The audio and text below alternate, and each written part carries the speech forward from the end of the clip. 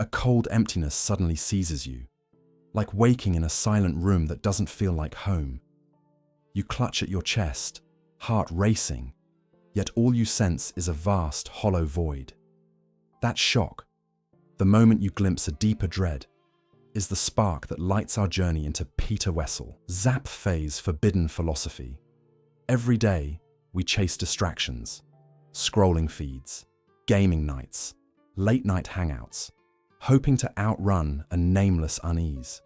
Yet beneath every laugh, every victory screen, there lies a persistent undercurrent of dread, the feeling that something vital is missing. This sensation is neither a simple sadness nor ordinary stress. It's an existential ache, an awareness of life's fragility and our own inevitable end. It stares back at us whenever we slow down, and it can hit as sharply as a physical blow. To understand this deep disquiet, we turn to the Norwegian thinker Wessel Zapffe. A mountaineer, lawyer, and avid writer, Zapffe lived through 2 world wars and witnessed humanity's frantic rush toward comfort and consumption. He saw how modern life, marketing us happiness pills, selling endless entertainment, aimed to distract us from an ancient, gnawing horror. The fact that we are born, we think, and then we die. Zapffe's most famous essay, The Last Messiah, lays out a radical claim. Human consciousness is not merely a gift, but a burden. Other animals live and die without self-reflection. They act on instinct and survive within nature's rhythms. But humans possess an extra capacity, self-awareness, that forces us to confront life's ultimate truth, our mortality. This gives rise to existential dread, the void at the heart of our being. Why does Zapffe matter to you? Because his philosophy shows that no amount of viral content, luxury gear, or weekend escapes can permanently silence that void. Recognizing this doesn't make you weak. It offers a way to live more authentically. By exploring Zapffe's ideas, you'll learn why you feel that hollow shock, how society teaches you to mask it, and what it truly takes to face it head-on. Zapffe was not a gloom and doom harbinger who demanded we all wallow in despair. Instead, he challenged us to strip away the illusions that keep us anesthetized. He believed that confronting the forbidden truth of our condition, rather than hiding behind Instagram highlights or the latest binge watch, opens a path to real freedom. In a world booming with optimism, gurus, and curated life hacks, Zapffe's brutal honesty stands out. He asks, what if we stopped pretending? What if instead of filling every silence, we leaned into it and learned from it? Over the next sections, we will delve into Zapffe's core insights, how our mind traps us, the 4 defenses we deploy, the raw horror consciousness brings, and the surprising way we can turn dread into clarity.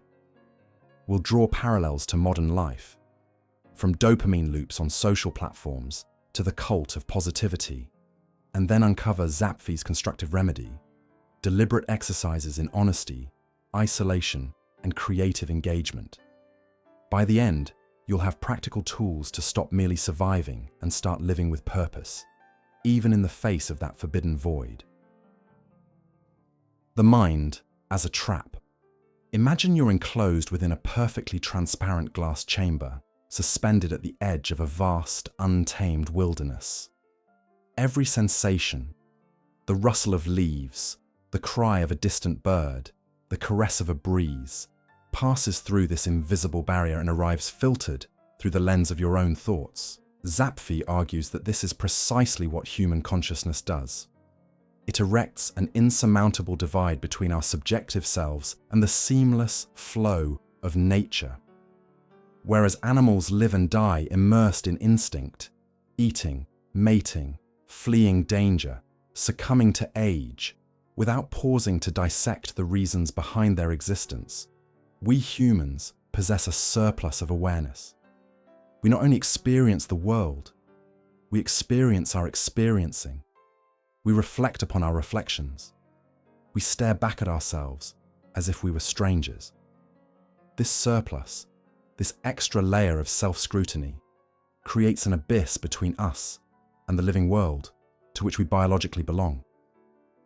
You feel it on solitary hikes.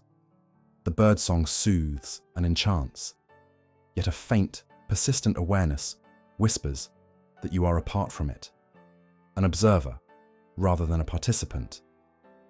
That whisper can swell into a roar when, amidst the beauty, you suddenly recognize your own mortality. You cannot switch off this realization any more than you can unsee the sun setting beyond the horizon. You comprehend the supernatural fact that you alone among Earth's creatures pause to ask, "Why am I here?" That question has no final answer, and therein lies the dread. Zapffe calls it the tragedy of man, an evolutionary overreach that granted us the gift of introspection, yet burdened us with the existential terror of finitude. We long to belong to the natural world, to flow with it, not merely observe it, but our minds insist on separation. The very faculty that enables art, philosophy, and love also condemns us to perpetual alienation, a ceaseless gap through which the void of non-being gazes back. The four defenses, the horror of existence, and the forbidden nature of Zapffe's pessimism, confronted by the relentless knowledge of our mortality and the meaninglessness looming beneath every moment, humanity has devised four primary defenses, mechanisms to barricade, anchor, distract, or transform the unbearable burden of consciousness. First, isolation. We build mental walls to suppress unsettling thoughts. In the thick of daily life, the idea of death is conveniently shelved as "not now," while social circles thrive on light banter that skirts life's profound questions. Yet suppression is a pressure cooker. What is hidden intensifies beneath the lid. Second, anchoring. We cling to fixed narratives, religions, political ideologies, national identities, as if belief in a grand cosmic design or the superiority of a homeland could tether us to meaning. Collective rituals and fervent fandoms replicate belonging, but when the anchor drags or breaks, we are cast adrift again. Third, distraction. The modern champion of escape.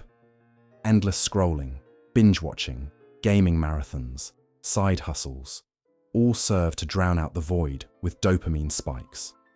But when the screens go dark and the noise ceases, the dread returns with renewed intensity.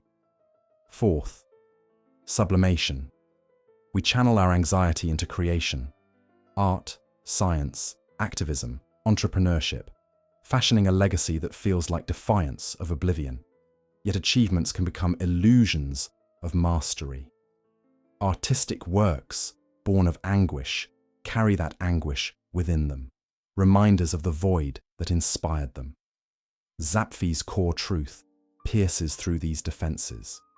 We are born to die, and to feel the horror of this fact is our tragedy. This horror is not a fleeting pang, but a latent force within consciousness, ever present and waiting.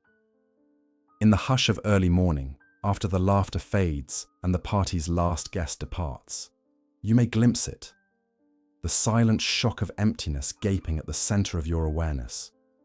Words like void, dread, and shock are not mere flourishes, but attempts to name a genuine psychic force. Our defenses operate largely unconsciously. We deride others as overthinkers or negatives when confronted by their transparent dread, not realizing we attack reflections of our own buried terror. This dynamic emerges in casual dismissal of a friend's confession of meaninglessness. We recoil because facing that abyss ourselves is too raw. Zapffe's pessimism is forbidden because it confronts the ultimate taboos: death, meaninglessness, the limits of human happiness, in a culture that prizes unrelenting positivity. Yet his philosophy is no nihilistic surrender. It is a sober acceptance of reality's contours. He insists that genuine liberation begins when we drop illusions and see existence as it truly is. Only then can we choose to live with honesty, courage, and purpose, unshackled by the fantasies that conceal our existential predicament. Zapffe's surplus consciousness shows up today as digital dopamine loops, forced positivity, non-stop entertainment, extreme fitness, and hustle culture. We scroll social media like slot machines for transient highs, post gratitude lists while silencing genuine dread. Binge entire series to evade silence, push our bodies for personal bests to outrun mortality, and tie our worth to constant productivity. Each tactic numbs the existential void briefly, but when notifications stop, workouts end, or projects stall, the hollow ache returns. Proof that these modern defenses, born of our unique self-awareness, can never fully bridge the chasm between self and world. Intentional isolation schedule. Regular periods without media or conversation. Start with 10 minutes and build up. Sit in stillness, letting intrusive thoughts arise without judgment. This practice, unlike anxious rumination, is a conscious choice to face the void. Over time, the empty shock becomes less frightening, and you learn that awareness of dread need not dominate your life. Mindful anchoring. Instead of clinging to rigid ideologies, anchor yourself in present experiences. Observe a tree's rustling leaves, the steady beat of your breath, or the warmth of sunlight on your skin. These moments remind you that life, though fleeting, carries genuine beauty. Anchoring in sensation grounds you in reality, not in illusions of permanence. Structured distraction. Not all distractions are equal.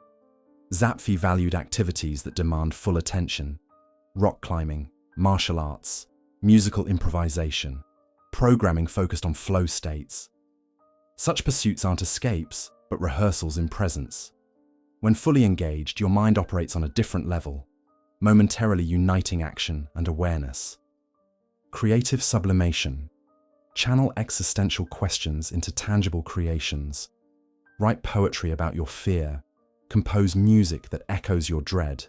Design art that confronts mortality.